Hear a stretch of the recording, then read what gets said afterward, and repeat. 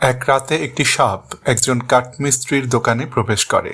এ সময় তার শরীর একটি করাতের সাথে আটকে যায় এবং হালকা কেটে যায়। সাপটি রাগে গজগজ করে ফিরে এসে করাতটিকে ছোবল মারে, কিন্তু এতে তার নিজের মুখই কেবল জখম হয়। এবার যন্ত্রণায় ও রাগে সে পাগল হয়ে যায় এবং করাতটিকে শ্বাসরোধ করে মারার জন্যে তার পুরো শরীর দিয়ে করাতটিকে জড়িয়ে ধরে, কিন্তু শেষ পর্যন্ত সে নিজেই মারাত্মক ক্ষতিগ্রস্ত হয়। সকালে কাঠুরে এসে দেখেন রক্তে ভেজা করাতের পাশে একটি মৃত সাপ পড়ে আছে। প্রকৃতপক্ষে করাত কিছুই করেনি, সাপটি নিজের ক্রোধের কারণে নিজেকেই ধ্বংস করে দিয়েছিল। আমাদের সবচেয়ে বড় ভুল হলো আমরা মনে করি যখন কেউ অবজ্ঞা করে, মিথ্যা বলে বা অপমান করে, তখনই আমাদের রেগে যেতে হবে, বিস্তর ব্যাখ্যা দিতে হবে, কিংবা আত্মরক্ষা বা কড়া জবাব দেওয়ার জন্য প্রস্তুত হয়ে যেতে হবে। কিন্তু বুদ্ধিমান ও কৌশলী মানুষরা এসব পরিস্থিতিতে এ ধরনের মানুষকে নিয়ন্ত্রণ করার জন্য অনেক বেশি বুদ্ধিদীপ্ত পথ বেছে নেন। এই ভিডিওতে আপনি শিখবেন কিভাবে 3টি বিষাক্ত এবং বিরক্তিকর পরিস্থিতিতে আবেগপ্রবণ প্রতিক্রিয়ার বদলে কৌশলী, পরিকল্পিত ও শান্ত প্রতিক্রিয়ার মাধ্যমে আপনার সর্বোচ্চ সক্ষমতা দেখাবেন এবং অপরপক্ষকে নিয়ন্ত্রণ করবেন। শুরুতেই একটা কথা বলে রাখি, এই ভিডিওতে আমি আপনাকে মানুষকে ম্যানিপুলেট করা বা নিয়ন্ত্রণ করার কৌশল শেখাতে যাচ্ছি না। আমি কেবল শেখাতে চাই আপনি কিভাবে আপনার মনস্তাত্ত্বিক ঢালকে শক্ত করবেন যাতে কেউ আপনাকে নিয়ে খেলতে না পারে। এক মনীষী যেমন বলেছিলেন, যদি কারো সত্য হজম করার ক্ষমতা না থাকে তাতে কোনো সমস্যা নেই, তাকে কৌশলের মাধ্যমে সামলান। আপনারা দেখছেন হা সাকসেস চ্যানেল, সঙ্গে রয়েছি আমি আবু মারজান।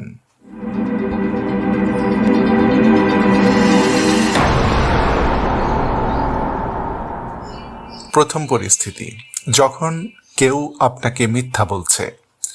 মনে আছে শেষ কবে কেউ আপনার চোখে চোখ রেখে মিথ্যা বলেছিল? মানুষের স্বাভাবিক প্রবৃত্তি সেই মুহূর্তেই তাকে ধরে ফেলার কথা বলে, কিন্তু এটা একটা বড় কৌশলগত ভুল। দেখুন, আপনি যখন সেই মুহূর্তেই সরাসরি তাকে অভিযুক্ত করবেন, সে অবচেতনভাবেই আত্মরক্ষার ভঙ্গিতে চলে যাবে, দ্রুত গল্প বদলে ফেলবে এবং মানসিক কারসাজি করে আপনাকেই দোষী বানিয়ে দেবে। একজন মিথ্যুক মিথ্যা বলা শুরু করার আগেই আপনি যে রেগে যেতে পারেন তা পুরোপুরি মাথায় রাখে এবং তার জন্য প্রস্তুত থাকে, আর একজন বুদ্ধিমান ব্যক্তি ওই অবস্থায় তাকে আক্রমণ করে না। অন্যদিকে মিথ্যুক মিথ্যা বলার সময় ক্রমাগত আপনার বডি ল্যাঙ্গুয়েজ স্ক্যান করতে থাকে যে আপনি তাকে বিশ্বাস করছেন কিনা। যদি আপনার মুখে সন্দেহের ছাপ দেখে তবে সে আরও সতর্ক হয়ে যায়, কিন্তু আপনি যদি মাথা নেড়ে ভান করেন যে আপনি তার প্রতিটি কথা বিশ্বাস করছেন, তবে সে মিথ্যে আত্মবিশ্বাসের ফাঁদে পড়ে যাবে। এই অবস্থায় সে মনে করবে সে খেলায় জিতে গেছে, তার সতর্কতা একদম কমে যাবে, সে আর কথা সামলে বলবে না, বরং অহেতুক বিস্তারিত তথ্য দিতে শুরু করবে। আপনি যদি কোনো মিথ্যুককে ফাঁদে ফেলার নিখুঁত পদ্ধতি মনে রাখতে চান, তবে এই 3টি ধাপ অনুসরণ করুন। প্রথম ধাপ, তাকে উৎসাহিত করুন। আগ্রহ নিয়ে তার দিকে তাকান এবং গল্পটি আরও বড় করতে উৎসাহিত করুন। যেমন জিজ্ঞাসা করুন, দারুণ ব্যাপার তো, তারপর কি হলো? এতে তার মস্তিষ্ক ভাববে বিপদ কেটে গেছে এবং সে নিশ্চিন্ত মনে আরও বিস্তারিত বলবে। প্রতিটি অতিরিক্ত মিথ্যা হলো একটা নতুন দড়ি যা সে নিজের গলায় নিজেই পরাবে। দ্বিতীয় ধাপ, তার মিথ্যাকে লক করে দিন, অর্থাৎ তার গল্পের সারসংক্ষেপ পুনরাবৃত্তি করুন এবং তার কাছ থেকে মৌখিক সম্মতি নিন। যেমন বলুন, আচ্ছা তাহলে তুমি বললে কাল রাতে তোমার এত মাথা ব্যথা ছিল যে ফোন সাইলেন্ট করে সকাল পর্যন্ত ঘুমিয়েছ, তাই না? এতে করে তার পালানোর পথ এবং না আমি তো তা বলিনি এই জাতীয় বাহানা তৈরির সুযোগ চিরতরে বন্ধ হয়ে যাবে।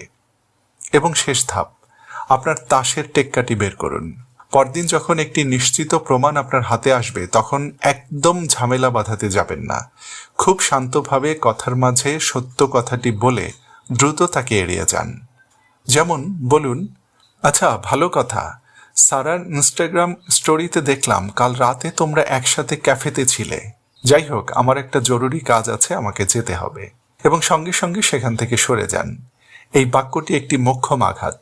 সে থেকে যাবে একটি মারাত্মক মনস্তাত্ত্বিক যন্ত্রণায় যে আপনি শুরু থেকেই পুরো সত্যটি জানতেন। সে বুঝতে পারবে আপনি তার চেয়ে অনেক বেশি নিয়ন্ত্রিত ও বুদ্ধিমান এবং আপনাকে ম্যানিপুলেট করা সম্ভব নয়। আর সম্ভবত সে সারা জীবনে আর কখনো আপনাকে এত সহজে মিথ্যা বলার সাহস দেখাবে না। এবারে দ্বিতীয় পরিস্থিতি, যখন কেউ সবার সামনে আপনাকে অপমান করে। অনেকেই মনে করে যে অপমান করে সে নিশ্চয়ই আপনাকে ঘৃণা করে, কিন্তু আপনাকে আশ্বস্ত করছি অধিকাংশ সময় এসব মানুষের বাজে আচরণের সাথে আপনার কোনো সম্পর্কই নেই। একটি কুকুরের কথা চিন্তা করুন, যে অহেতুক কোনো পথচারী বা এমনকি বাতাসের দিকে ঘেউ ঘেউ করে তেড়ে আসে। বাতাস কি কোনো ভুল করেছে? না। সেই কুকুরটি ঘেউ ঘেউ করে কারণ তার নিজের ভেতরে কোনো ভয় বা সমস্যা আছে।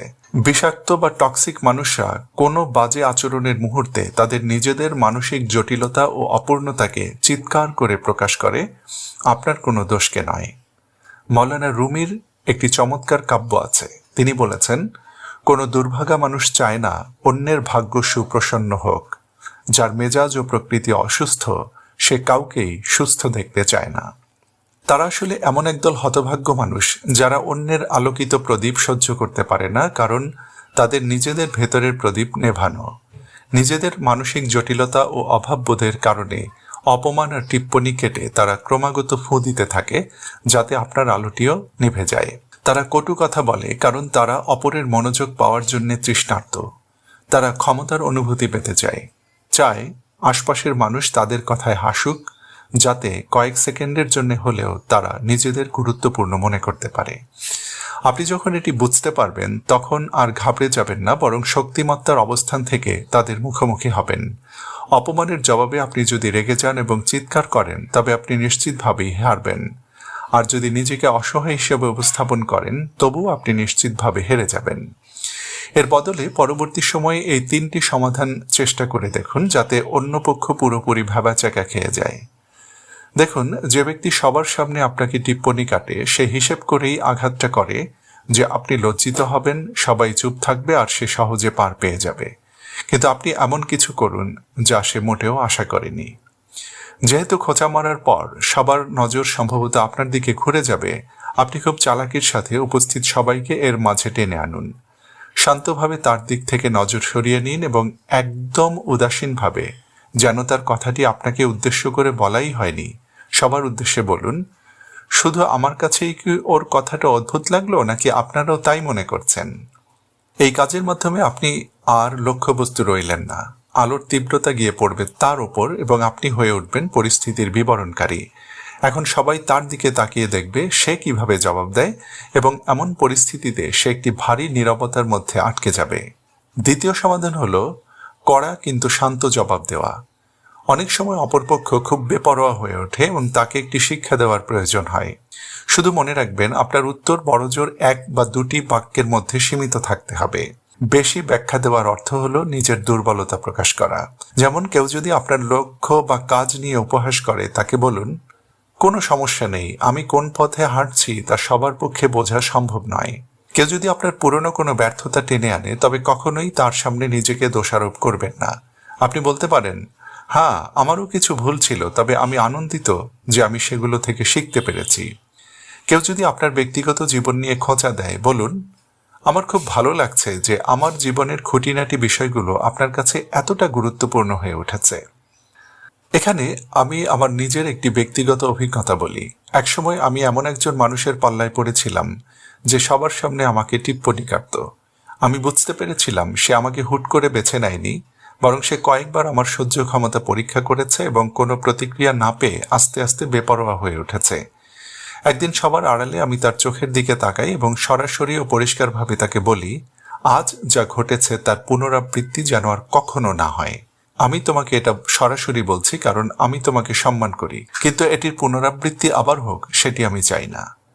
আমি রেগে যাইনি, কোনো বক্তৃতা দেইনি, কোনো অজুহাতও দেখাইনি, কেবল সরাসরি আমার কথাটা তাকে বলে দিয়েছিলাম। সেই সতর্কবার্তার পর তার আচরণ পুরোপুরি বদলে গিয়েছিল। তখনই আমি বুঝেছিলাম সম্মান ও আত্মমর্যাদা এমন কিছু নয় যা অন্যরা সোনার থালায় করে আপনাকে উপহার দেবে। এটি এমন কিছু যা আপনাকে নিজেকে অর্জন করে নিতে হবে। তবে তৃতীয় একটি সমাধানও আছে, উপেক্ষা করা এবং বিষয় পরিবর্তন করা। আপনি জানেন, অনেক সময় তাদের পেছনে শক্তি নষ্ট করার বিন্দুমাত্র মূল্য নেই। ইতালীয় চিন্তাবিদ মিকেলেঞ্জেলোর একটি চমৎকার উক্তি আছে। তিনি বলেছিলেন, সংকীর্ণমনা মানুষদের সঙ্গে লড়াই করে নিজেকে কষ্ট দেওয়ার কোনো অর্থ নেই, কারণ তাদের উপর জয়লাভ করার কোনো মূল্য নেই। কখনো কখনো তার অর্থহীন কথা শেষ হওয়ার পর মাত্র 1 সেকেন্ড তার দিকে তাকান, তারপর শরীর ঘুরিয়ে অন্য কারো দিকে ফিরে বলুন, যাই হোক, তুমি যেন কি বলছিলে। এই কাজের মাধ্যমে আপনি বুঝিয়ে দিলেন যে সে একটি জবাব পাওয়ারও যোগ্য নয়। এবারে তৃতীয় ও শেষ পরিস্থিতি, যখন আপনি কোনো অহংকারী বা স্যাডিস্টের মুখোমুখি হন। এই দুই ধরনের মানুষকে বলা হয় সামাজিক শিকারী। তারা আপনাকে কষ্ট দিয়ে আনন্দ পায়।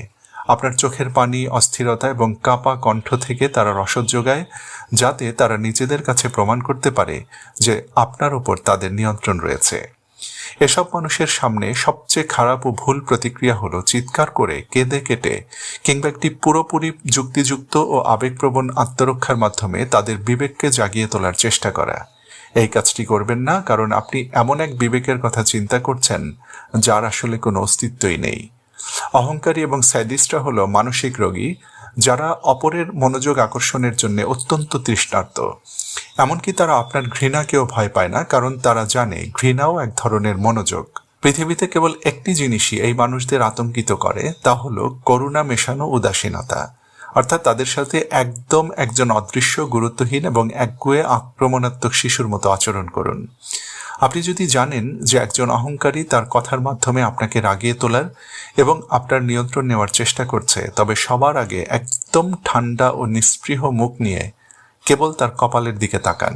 এই নীরব দৃষ্টি তার অবচেতন মনে একটি ভীতিকর মনস্তাত্ত্বিক বার্তা পাঠায়। এরপর সম্পূর্ণ অনিচ্ছার সাথে তার কথায় একটি প্রাণহীন সায় দিন। যেমন কেবল ধীরে মাথা নাড়ুন এবং তার কথাগুলোকে একটি মূল্যহীন কাগজের মতো ছুঁড়ে ফেলুন, যা একটি বাস্তব উত্তরেরও যোগ্য নয়। কিংবা আপনি যদি তার উত্তর দিতেই চান, তবে এমন একটি বাক্য বেছে নিন যার মধ্যে করুণার অনুভূতি থাকে। যেমন খুব শান্তভাবে এবং হালকা একটি হাসি দিয়ে তাকে বলুন, মনে হচ্ছে আজ তোমার ভেতরে অনেক রাগ জমিয়ে রেখেছ। আশা করি তোমার মেজাজ দ্রুত ঠিক হয়ে যাবে। এই বাক্যের পরপরই আপনার মনোযোগ পুরোপুরি সরিয়ে নিন, ফোনে চোখ দিন, মুখ ফিরিয়ে নিন অথবা ঘর থেকে বের হয়ে যান। কোনো অবস্থাতেই তার উত্তরের জন্যে অপেক্ষা করবেন না। তো বন্ধুরা, আজকের আলোচনা থেকে আশা করছি কিছুটা হলেও আপনি শিক্ষা গ্রহণ করেছেন, আপনার উপকারে এসেছে।